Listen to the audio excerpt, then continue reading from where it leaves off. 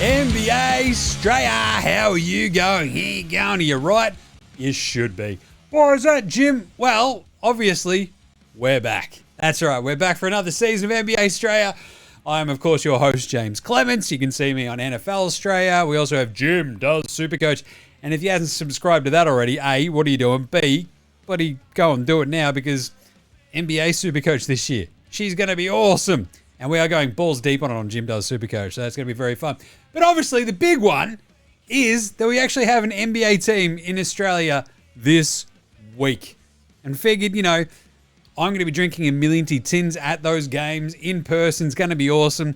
But also, why not launch this season of NBA Straya this week as well? We'll preview those games for the weekend on this show. We'll set you up with a couple of little bits and bobs here and there. We'll talk about maybe some of the changes we'll do with the show this year as well. I don't know. There's a lot going on. So I figured we'd just turn on the mic, have a bit of a chin wag, and that is the start of the new NBA season with NBA Straya. So we'll cover off the Josh Giddey stuff. Today, Alex Tui, a couple of the other Aussies out there. We've got the NBA Media Day, all the sort of, scuttlebutt from that. And a couple of the other little bit of off-season stories that we haven't really hit on yet, like the Kawhi story, which is amazing. A couple of other little things here and there. But also, we'll then preview those proper games on the weekend. It's going to be awesome. So, I guess, without further ado, let's get into it. I think this is season 9 of NBA Straya, which is crazy. Episode 1302. Let's go! The worst of days. The worst of days. This is Josh Giddey. G'day, this is Andrew Gaze. This is Jack White. This is Joe Ingles. This is Dyson Daniels. This is Chris Anstey. This is Matthew Delvedova. This is Shane Hill. You're listening to NBA Australia. And you're listening to NBA Australia. And you're listening to NBA Straya. And you're listening to NBA Australia. And you're listening to NBA Straya. You're listening to NBA Australia. And you're listening and watching NBA Straya. This is NBA Australia. Let's do it. Watch out for the Shack Attack! Oh, you better. You better watch out for the Shaq attack of all their new ads. Oh, yes, Shaq.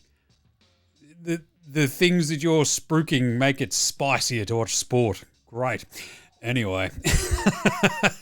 Let's start today's show the way we start every show here at NBA Straya with a daily whoosh. It's a whip around.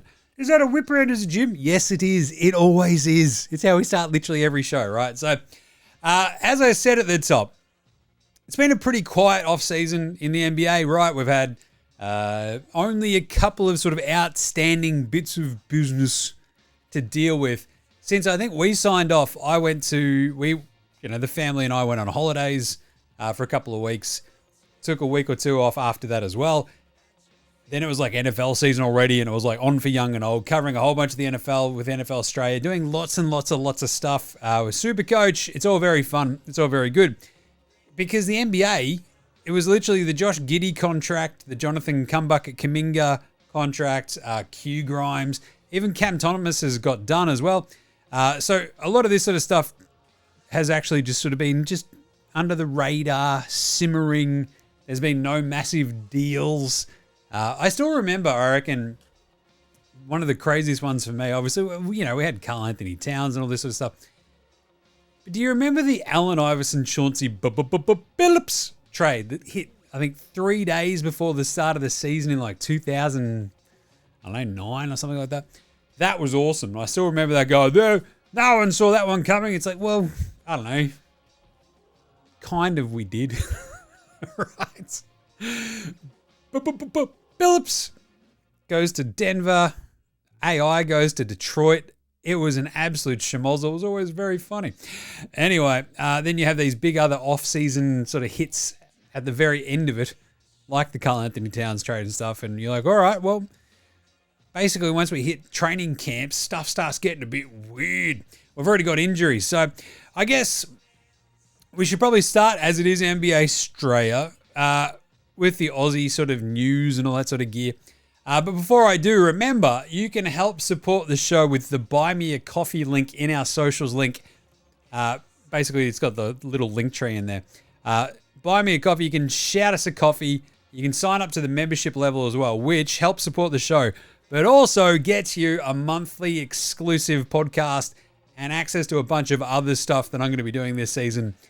Sort of really fun, dumb, rubbish, fun stuff. But basically, it's a way to support the show. So if you haven't done that, hit the link in the socials. Off you go.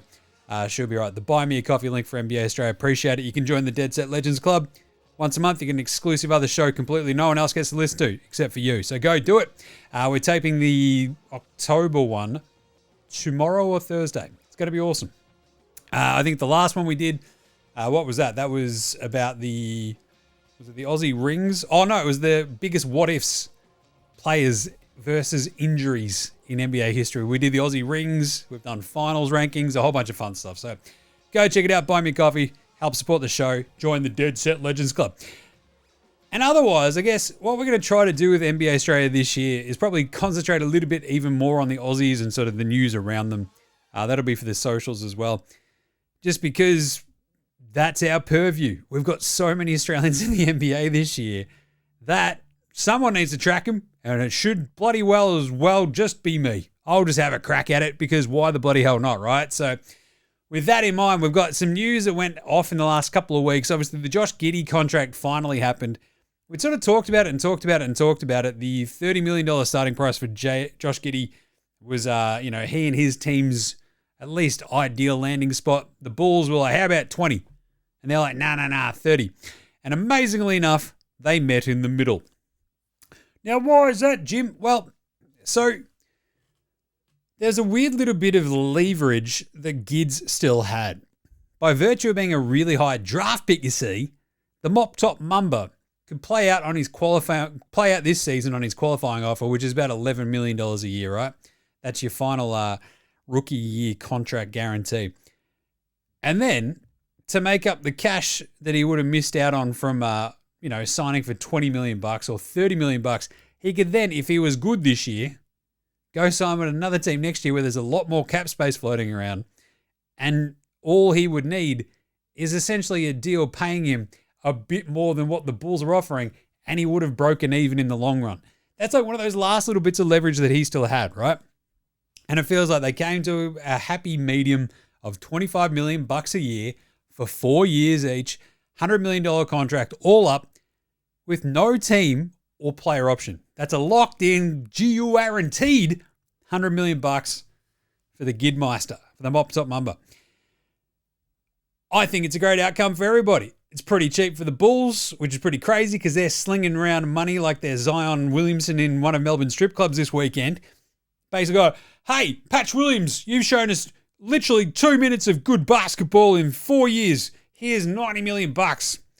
Kobe White, you're happy to chuck it like basically the baby squid out there going, what's this, a nappy? And just turfing it across the room going, oh, God, no. That's your old mate Jim in slow motion just watching his lounge room get ruined. But yeah, you're watching this on the YouTube, it's good times. Anyway, they hit a happy middle ground, the $25 million a year. Gids gets paid. He gets locked away $100 million. You're not turning your nose up at that. Yeah, it's not $30 million a year. It's 25. You know what? It's still generational wealth at some point. You just got to go, it's cool. That's cool. I also love that he's just staying with the Bulls. I want to see him get better. I want to see him develop. I want to see that team just be good because as we go into this preseason on NBA Straya, we'll be ranking all the teams. We'll be doing all the win total over-unders and stuff like that. And Chicago they've been such a basket case for so long. It's so hard to figure out their way forward. If they reckon Giddey's the dude, let's do it. Alex Tui also signed a 2-way contract with the Golden State Warriors. The Warriors basically all came back from holiday, it seems like, and went, oh, God, all that work we forgot to do before we went to, like, Puerto Rico and, like, Cancun. We forgot to do it. Should we? Oh, crap. Have you got those emails? When were they? They signed Al Horford, Gary Payton II, D'Anthony Melton, and Alex Tui. It's just all bang, bang, bang, bang, bang. Literally, it's like they've all just gotten back from holidays and gone, oh, that busy work we forgot to do before we left. They were just putting off. We've now actually got to fucking do it. Shit. So they did. Good on them. But Alex Tui, that's a guaranteed 2-way contract for him. Hopefully he plays well enough that it turns into a guaranteed contract. That's how the two ways can work, obviously.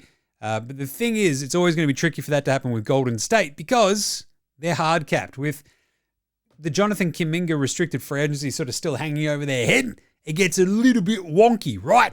They're sitting there going, oh, God, we need a tradable asset. And if we don't want to keep you around, and it feels like Steve Kerr doesn't want him there, it feels like Jonathan Kuminga doesn't want to be there, but someone wants to get paid, so we've got to figure something out. With them hard capped, it gets pretty hard, obviously, to figure out any of the salary spots that they already have, whether they're moving things or guaranteeing an Alex Tui contract for next year, etc. It's going to get a little bit weird. Just keep an eye on that throughout the season. He obviously joins Lockie Olbrick and Rocco Zakaski on his two-way contracts. Tyrese Proctor had his 4-year minimum contract with Cleveland. That all happened, I think, before we left, which is very cool. Basically locking in the veteran minimum for a couple of years. Team contracts, team options, the third and fourth years. So that's pretty neat. So that was the sort of Aussie business, right? Jack McVeigh came home. He's on Cairns now. That's cool. Rain Smith is here as well. What else we got? I don't know. It's just kind of fun stuff, right? The big ones. Ben Simmons. Apparently now no longer has his old agent, the one who was like, going to bat for him all the time, going, nah, man, his back is ruined. Whoa, you don't understand. And then everyone going, I don't know if you should be saying that his back's ruined, mate. Like, who's going to sign him? And then guess what? Nobody has signed him. Turns out also Benny didn't want to play for the minimum with the Knicks. He told him to go shove it, and they told him to fuck off. And then his agent went, fuck this. We gave you a fair offer with the Knickerbockers there, Benny. You didn't want it. Fuck you. I'm out. So his agent reportedly basically fired his client, right? Which is incredible. Ben Simmons goes from a maximum contracted player to a minimum. It barely ever happens, but it's happening right now to the point where he doesn't have a team yet. It's not great. Patty Mills is obviously the GM of Hawaii basketball there at the University of Hawaii, so I don't know if he's really gunning for a NBA spot at the moment. We'll update you on anything that comes our way about Patty. And then I guess the biggest bits and bobs that happened while we were away and taking our break from NBA Straya was that Dame went back to Portland, which is pretty crazy. It almost necessitated a sort of emergency podcast. But because he's not playing this year, right, it doesn't quite necessitate it. Because he's like, well, he's already out for a year because he blew his Achilles. So whatever. It's just kind of a nice story, really, more than anything. Then you've also got Brad Beal, eventually ended up in Clipperland, as we all predicted, and so did Chris Paul, which is kind of neat. Cam Thomas goes back to Brooklyn on a sort of cheaper market rate deal. Good for him. Al Horford obviously goes to Golden State, etc. Out there, we're essentially got Jonathan Kuminga and Q Grimes, still restricted free agents, not doing anything when it comes to their team media days because they don't have contracts. It was also the weird thing about the Giddey situation with the Bulls is that until that contract got signed, there weren't like Giddey Bulls jerseys available to buy in like the NBA shops and shit like that, which is just crazy, but here we are.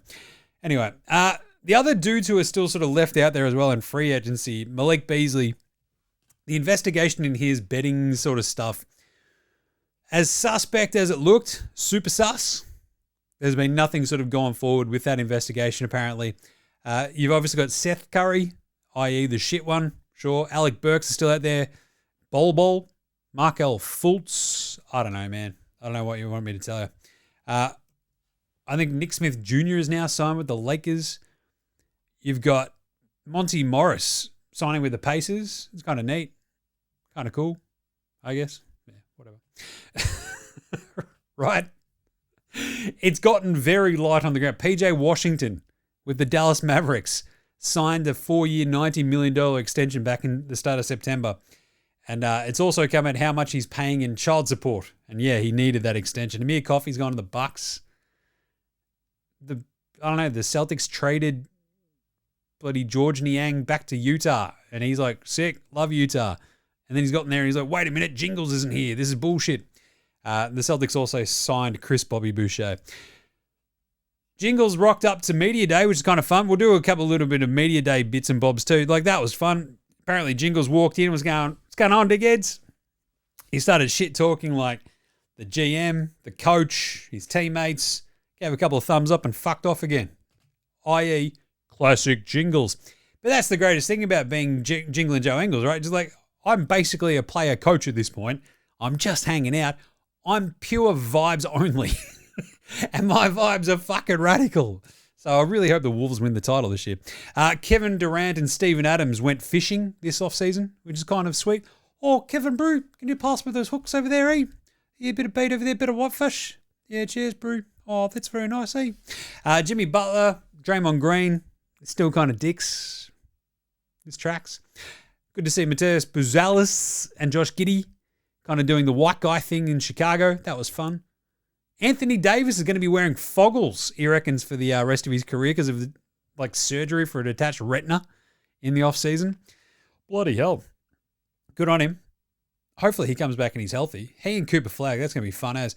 And there's a couple of other little bits of injury news there as well, right? You've got Fred VanVleet tearing his ACL, which sucks for Houston, but by the same token, after they traded Cam Whitmore to Washington for like a bag of chips, they still have like Reed Shepherd and a bunch of Amen Thompson can still play, handle the ball a bit. You've got Kevin Durant on that team now. You've got a couple of ball handlers. They'll probably be fine, but it's just like, dude, Kevin Durant just can't get like a happy landing zone here, can he? And then the other one was Tyler Hero had ankle surgery. So he's going to miss the start of the season. It was like 6 to 8 weeks. So I probably missed the start of the first couple of weeks of the season, which is a bit brutal too. The other one that I found fascinating was that Wemby is now listed, I believe, at like a fairly ridiculous 7'3". Maybe might have been what he was at last year. Now he's 7'4", which is just insane. I just got to check that. Wembanyama. Yeah, it was 7'3" last year. Now he's listed at 7'4". Like, what are we doing at that point? It's crazy. And now, should we do the biggest one? The biggest off-season story? Kawhi. An incredible story broke over the off-season by our man Pablo Torre, right? Former ESPN dude, host of Pablo Torre Finds Out, awesome podcast, YouTube channel, great stuff. Digs into a deal between the Clippers and, the Aspiration deal, right? Like this weird company that Steve Ballmer pumped a lot of money into, invested into, that was essentially about carbon credits, planting trees, taking in your money, essentially like greenwashing your money for you. So you could buy carbon credits. So when you're doing this, it's like a tax thing as well. It all works out that Steve Ballmer was like, oh, well, I got scammed. But the thing is, they'd also paid Kawhi Leonard a shit ton of money to basically, be a brand ambassador, but really he did fuck all, right? It was like $27 million in actual cold hard cash, another $20 million reportedly or thereabouts in, actual like shares in the company, and then a couple of little bits and bobs here and there, which was pretty terrifyingly well pointed out by Pablo, I think even today, that the exact amount of money that they've essentially kind of pumped into Aspiration and therefore likely into our man Kawhi's pockets was the exact difference between a max contract with the LA Clippers or with the team that he was with at the time, where he could have gotten could have gotten paid a little bit more money because they were his incumbent team, the Toronto Raptors back in 2019, right? The difference is this exact amount of money that the Clippers put through Aspiration. Does this all seem a bit suspect, Jim? Of course it bloody does, because it's wildly suspect and pretty clearly, to the untrained eye, sus as fuck, right? Is it cap circumvention. I don't know. If it looks like a duck, quacks like a duck, guess what? It's probably a fucking duck. Just say, the fact that Cuban is out there bending over backwards defending his man Ballmer also screams to me that Cubes did a bunch of shit like this with Dirk. Like, that's what, like, it's like, oh, geez, Mark Cuban, I doth think the lady protesteth too much for his friend Steve Ballmer. It's like, what the fuck does it matter about the Clippers? It feels like for me, you're like, no, I'm smarter than this. You're like, are you though, Mark? Are you? Just saying. Feels like you might have been doing a little bit of suspect shit as well, and you don't want to get found out. But either way, this entire setup has been pretty crazy, right? So they paid Kawhi a shit ton of money, way, way, way over market value for brand ambassadoring, essentially for marketing purposes, right? You pay Kawhi, it's in excess of $7 million a year, and he didn't do anything. That's like the fucking red blaring alarm with all of this that no one can seemingly really explain that well, right? Even Kawhi's like, oh, they had like a change in... Like, I think Cuban's like, oh, well, they changed CEOs. Like, yeah, you've still got to do your fucking job that you're getting, that Uncle Dennis is chasing down $2 million payments here and there. What is it, like every quarter he's getting paid almost $2 million. There was like a Clippers co-owner that's invested almost that exact amount of money just after Uncle Dennis had been shaking them down for the cash that he owed. No cash here, Chop, says the aspiration. No cash here, Uncle Dennis. No cash here, mate. And then they got a bit of cash and maybe paid him off. But I don't know. It's just a crazy situation where it feels like a lot of the time we all probably understand that there's probably shit like this that goes on low-level marketing deals that the teams probably help, I don't know, facilitate. But they don't probably outright pay for them, right? Your team sponsor gets better access to some of the players. They can offer them other shit on the side as well for marketing stuff. Like you think about all the HEB commercials and stuff for the Spurs, just all these little things. You think about the way that those are set up, it feels like that's just part and parcel of being a sponsor of a team. That's part of the cool part of it. It's like, yeah, we can maybe use some of these dudes for our marketing purposes. We'll sling a bit of cash. Here we go. But not in the range of $7 million a year. To do, again, and this is the key part, fucking nothing. There was like one mention of a thing in one Instagram post. For $7 million a year, I don't think that's exactly making, you know, the correct amount of bang for your buck. So very, very suspect. It all goes belly up. And Cuban's big thing seems to be the Ballmer's really smart. He wouldn't have let them go bust because it would have thrown it all into stark relief that they'd invested so much money into this shitty company that was paying Kawhi on the side. It's like, well, I don't know. He's like, I got scammed, screams Ballmer. It's like, did ya? I thought you were really fucking smart. Cuban keeps yelling about how smart he is and how smart you are. But then you're like, nah, this dude was just really charming. And then it comes out today that Ballmer's still like putting money into the fucking charity owned by the bankrupt dude, even into like 2024 and shit. It's just very, very, very suspect. But will it change or like anything? Will anything happen or come from it? Adam Silver's gone up there and gone, we're not going to talk about expansion. We're not going to talk about Steve Ballmer. I'm the do-nothing commissioner. You can't expect me to do anything. All I've got to do is change how to fix the All-Star game, and I can't even get that right. Amazing stuff. So, yeah, I don't think there'll be anything that comes across the old fucking news ticker anytime soon about this. They've set their law firm that they use to investigate shit like this onto the case. So we'll see what happens. I don't know. Like, will they dock them draft picks? A big fine?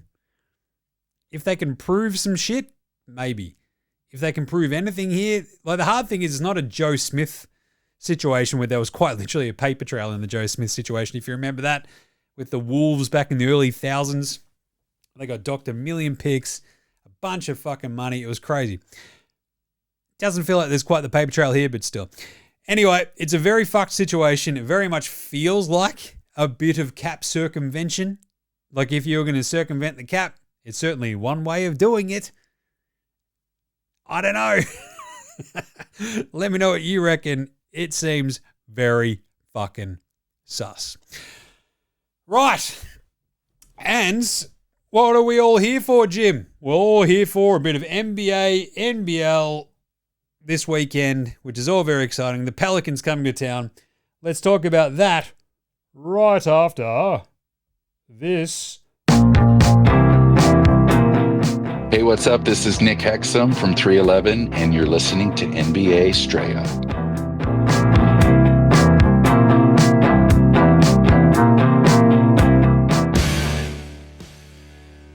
All right, let's do it. So, we've got a couple of games this weekend. We usually would be doing nahs and stuff like that in this section, but, this is just the sort of reintroduction to NBA Straya for this season. And I just wanted to hit on these games because it's all very exciting, all happening. We've got, practice on Thursday. We've got the game on Friday and a game on Sunday. We've got a fan experience on Saturday night, all happening at Rod Laver Arena, Melbourne Park, here in Melbourne, which is where your mate Jim is. So I'm pretty excited. I'm going with old mate, I think, on Friday. Because, I don't know, she likes basketball. And she doesn't get to go quite as much as your mate Jim does. Because I take the older squid, usually. And she's like, all right, well, I'll just be stuck at home with the baby squid then, you dickhead Jim. I'm like, So here we are, going to that one on Friday. So the Pelicans land. They all take off from America wearing weird fucking safari outfits, which was strange, I thought. Like, do they know what Australia is? Now, having been to America, having been to New Orleans, Americans aren't the most fucking switched on bunch in general, right? They're just, as a collective, I don't like to generalize, but also not a very inquisitive sort of culture outside of their own borders. Like, you ask an American about some geographical shit, they're fucked, mate. Like, they're fucked. They don't know where their ass is or where their elbow is. They don't know a fucking thing about the rest of the world a lot of the time. So it wouldn't surprise me if they thought they were going to Australia and it's like there's elephants and lions and shit there. It's like, no. That's Africa. Like, they're wearing fucking, like, safari helmets, like pith helmets and shit, and, like, khaki vests. It's like, you're not going on safari, you dickheads. Like, what are you doing? It was so weird. Don't do that. Like, are you dressed as the crocodile hunter? I don't know what the fuck's going on here. Anyway, that was fucking weird. And they basically came out, they're like, yeah, look, we're bringing, as David Griffin promised earlier in the year when they announced all this, before David Griffin got shit canned. Yeah, we're going to bring out the entire training camp roster, and this will be part of our training camp. And that seems to have been what's happened, right? They've got everybody sort of here, which is very cool, apart from DeJounte Murray, who's recovering from his Achilles tear. He's like the forgotten man in like all the Achilles tears of last year, right? Because when you got Tatum, Dame, and Tyrese Halliburton all sort of like tearing their Achilles, he's like low man on the totem pole, playing for the Pelicans. No one gives a fuck, right? So, bit of a strange one, but there you go. Oh, and speaking of which, I guess like some of the other news was that Jason Tatum's sort of already back and sort of shooting around a little bit. And Joe Mazzulla is like, oh, bro, it was fucking sick as, man, to be like hanging out with my good friend Jason Tatum, who I watched The Town with like a million fucking times, bro. I was there for his first steps back after the fucking surgery, bro. Have you ever seen a baby take its first steps, man? That's what I did with my good friend Jason, man. He was fucking sick as. And then for his first shots, bro, it was fucking... Then we watched The Town again, and then he shot around some more. We watched The Town one more time. I wanted to see him go through this adversity, bro. It's good for him, you know? Anyway, so Joey Muzz was fucking stoked about that. And Kyrie's coming back from his ACL. Jason Kidd was like, look, he's not ahead of fucking schedule. He's on schedule-ish. There's no real schedule. You're like, oh, doesn't sound great. Jesus. And Tyrese Halliburton was out there with Johnny Furphy for Media Day as well. So Halliburton coming back from his Achilles tear. Johnny Furphy looks fucking jacked, and I'm here for that. That's awesome. So hopefully a lot more Johnny Furphy this year for the Pacers. But anyway, the Pelicans sort of land. They've got this really interesting roster. And I think like Mick from the Herald Sun my my good mate Mick Randall, absolute legend. I was on the Supercoach show with him last year, right? The NBL one, which is great. Also, what that NBL beat the coach shit. Jesus Christ. Anyway, I came 32nd overall this week, which is good, but still. Anyway, so Mick has gone through the roster. He's like, yeah, it's like $1 billion worth of players. I'm like, well, if you add up the entire length of all their contracts, it'd get to $1 billion Australian. Sure. But anyway, it's a really weird roster now that they sort of land and you go through it and you remember the Jordan Poole trade, the fact that they had that massive trade to go get Derek Queen and give up like a first rounder for next year. But they do have, obviously, their two prized rookie, Jeremiah Fears and Derek Queen. They played in Summer League. Are they going to go hammer and tongs in this one? We'll probably see a bunch of them, I reckon. But then, of course, the big headliner is Zion, which is cool. He looks amazing. He's got the goatee. Looks like evil Zion, right? Like when you sort of like, you go to the alternate reality. It's like mirror Zion. This one's actually been working out and not punching fucking donuts. But Zion's here. You've got, obviously, Jordan Poole came over in those trades as well. And you remember, why the fuck is Jordan Poole on the Pelicans? Anyway, Trey Murphy. I love me some Trey Murphy. He's an absolute weapon. Excited to see his growth this year. Jordan Hawkins, absolute gun wing too. If he can stay healthy, just give that dude some run. And Herb Jones, absolute defensive savant. Exciting to see him in person. Yves Missy as well. They're big, in his second year this year. He had a really solid rookie campaign at moments. You'd be like, geez, rookie of the year candidate. And then they also added Kevon Looney. They've got a bit of size in that front court now, which is good because they needed it desperately. Like with Missy coming in, Kevon Looney being added, drafting Derek Queen. Suddenly they've got a little bit of size to put next to Zion, so that's kind of nice.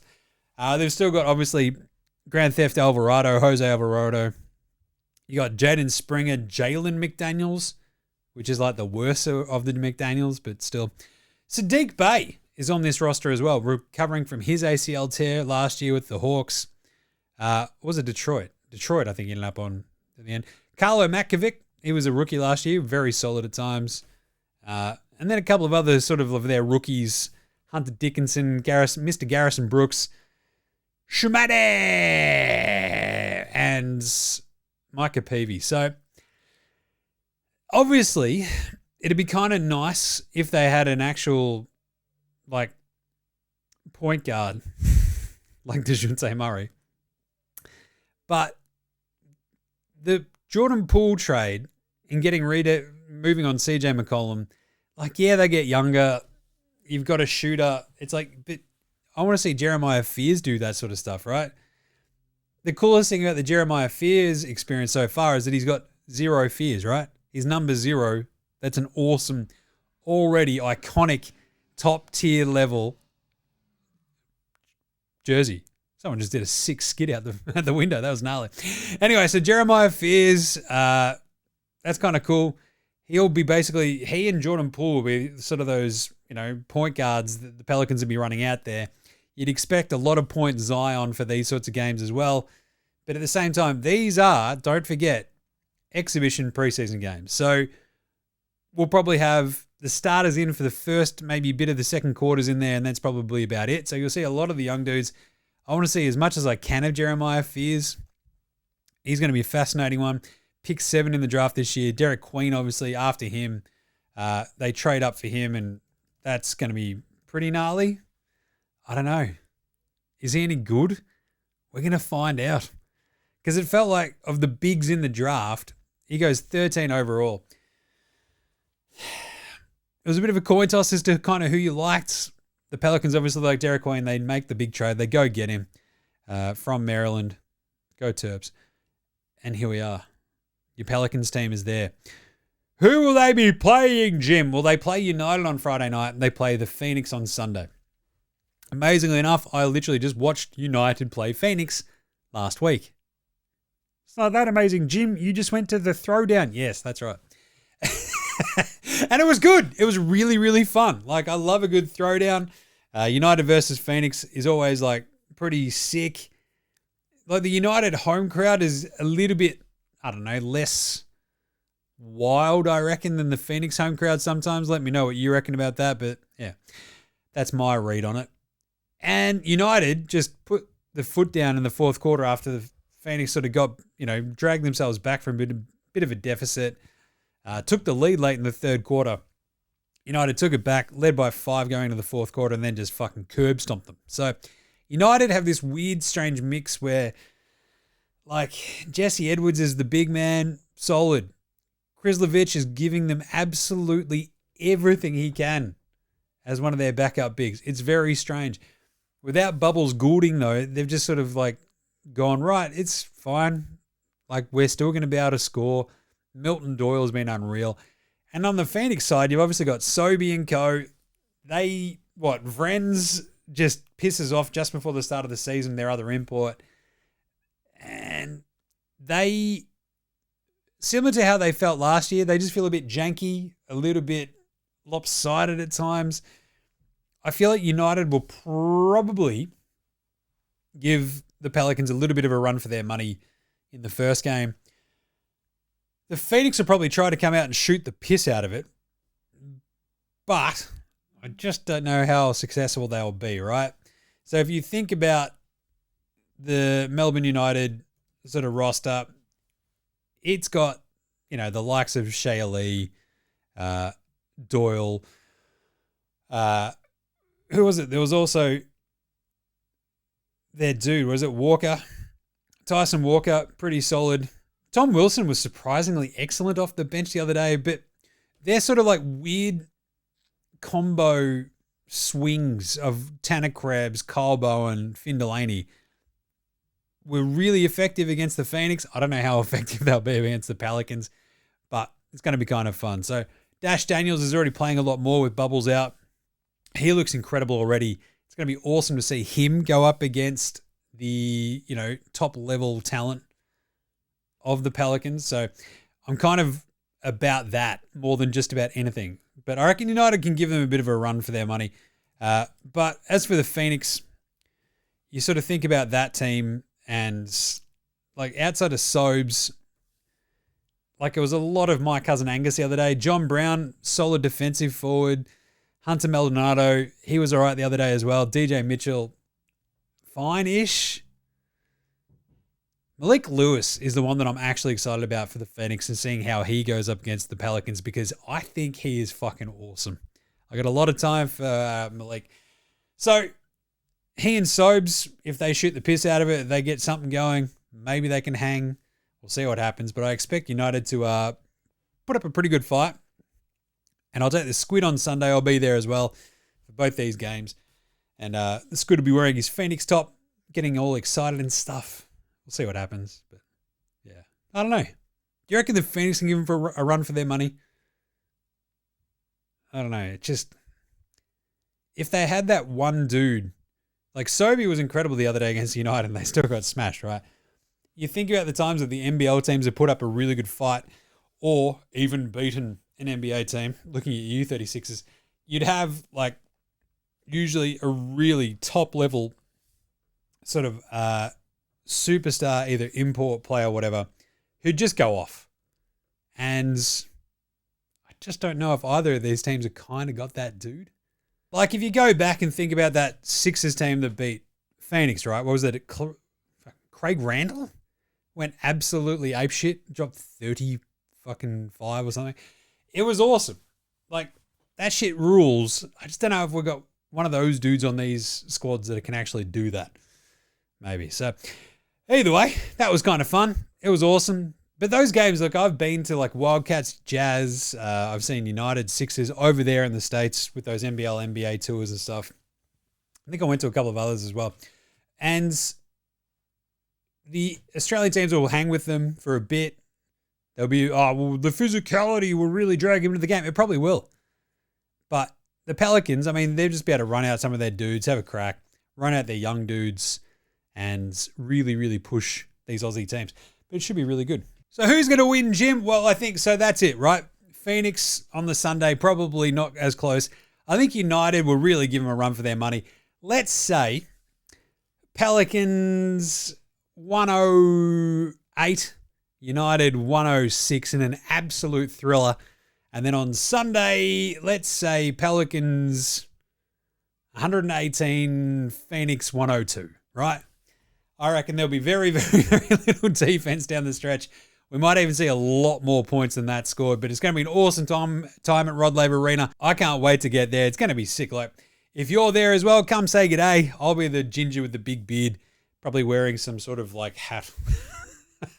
Hanging out with old mate and then the squid. So be there Friday, Saturday and Sunday. I'll be there for the Saturday fan experience stuff, which should be really cool with the squid too. So come say g'day. Righto, with all that sort of said and done, that's a bunch of the stuff that we needed to cover on today's show. And I kind of mentioned at the top, we might change the format of the show a little bit again this year. I do like tweaking it, basically to keep myself interested, to keep you interested, to keep you on your toes. We're going to maybe look at, I don't know, I always try to do shorter shows and try to get through a lot of the stuff quicker. But also, I just want to sort of, sit back and have a chin wag with you. So trying to find that balance. We'll probably keep a lot of the same segments. We'll probably just like a lot of the game recap stuff. We might not even be reading out stats and shit like that because I don't know how much of a value that is for a lot of folks out there. It's more about like highlighting the big performances that day or the interesting things, the shit that I find interesting, right? That's what this is all about. And ostensibly, obviously, what the Aussies have been up to. So we'll try to sort of hit that happy middle ground where we cover off everything NBA that we always do, while also sort of, just trying to make everyone's lives a bit easier. So you'd have to sit there and listen to me every day for a fucking hour and shit. So we'll try to figure that out. But any suggestions, sing out. All the DMs are open across the socials, you know that. But what we'll also do during this preseason stretch is we're going to be doing all of our over-under win totals. We'll be doing all the shit that we're looking forward to the most, our big prediction show, a bunch of our favorite season-long picks and all that sort of stuff that we'll be doing. Who's going to win most improved, all the award picks, title picks, but some of those other fun ones that we'll dig into as well. So we'll have a couple of shows, I reckon, each week up into the season from here on out. But for now, we are back, which is really cool. So we'll probably come back and do a bit of a wrap of the NBL NBA series on Monday or Tuesday, probably on the Monday, and let you know what we thought. Maybe even Sunday night, actually, once I come home from that one with the squid. What do you reckon? That sounds good. Maybe I'll do that. Either way, so we'll be back next week with more NBA Straya, wrapping up the NBA, NBL games. It's going to be really fun. So as I said, if you're there, come say g'day, say hi. It's going to be fun. I'll have a bit of a chin wag. What do you reckon? I'm a kind of friendly fella. Yeah. All right, that's it. NBA Straya is back for the season. I'm excited. You should be as well. All this preseason guff is going to be pretty fun. And I don't know. Make sure you subscribe across all of the socials. I don't have to fight you, but I will. We're going to be doing a lot more video this year, as you've seen with NFL Straya as well. It's like just coming out the wazoo. So make sure you're following us on Twitter, Facey, IG, TikTok, YouTube, all that stuff. We'll be doing it everywhere. Get around NFL Straya as well, myself and Gaz. Oh, I should press the button to play the music, isn't it? That's it for today. Yeah, there you go. But yeah, so follow on the socials. Get around NFL Straya. Myself and Gaz every Tuesday breaking down everything NFL. I think we're also going to be doing a Friday bit as well. I've got the Friday videos that go out at the minute. Also, Jim does Supercoach. We're going to be covering all things NBA Supercoach this season too, so a lot more fantasy talk. That's your spot for that. NFL Supercoach on it, NBA Supercoach. And, by the time AFL pops around next year, we'll be digging into that too because why the bloody hell not? So that'll be fun. Right, chuck us a rating review on your podcast app. On YouTube, all that sort of stuff. Rate, review, star, subscribe. I don't ask for too much. Big thanks always go to Joshua Delarentis, Fascinator Gold Mines, Ramshackle Army, Iowa, Section 8, Green, and Dozers. You hear them all the way through these shows. They rule. Check out Australian bands. That's what NBA Straya is all about. And a big thanks to From Oslo for the intro and outro song, as well as House Hats. Lots of good music there. But that's it. All right, we will see you at the NBA games this week. And come say good day. I'll be your mate Jim hanging out there. We'll see you there, you dickheads. This is NBA Straya saying, look after yourselves, would ya? And Later, hoes on. We're back, baby.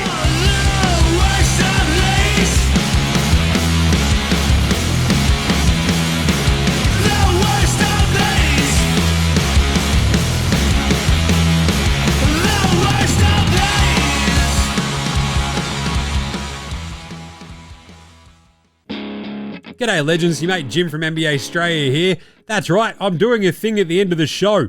In the business we call it a thing at the end of the show, I guess. I don't know. Either way, all I'm just saying is just make sure you're rating, reviewing, starring, subscribing across all of the apps that you use for NBA Straya. Jump in the comments, give us a shout.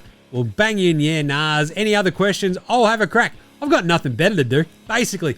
Also, just ask any questions, tell me what you want to hear from the show, and sing out and let us know. And of course, if you want to help support the show, jump on the old dabble, use that code NBA Straya, click on the link that's in the show description or on the socials. It goes up whenever I do the morning vibes, etc. So if that's your thing, jump on there, use that code NBA Straya, and remember, look after yourselves, would you?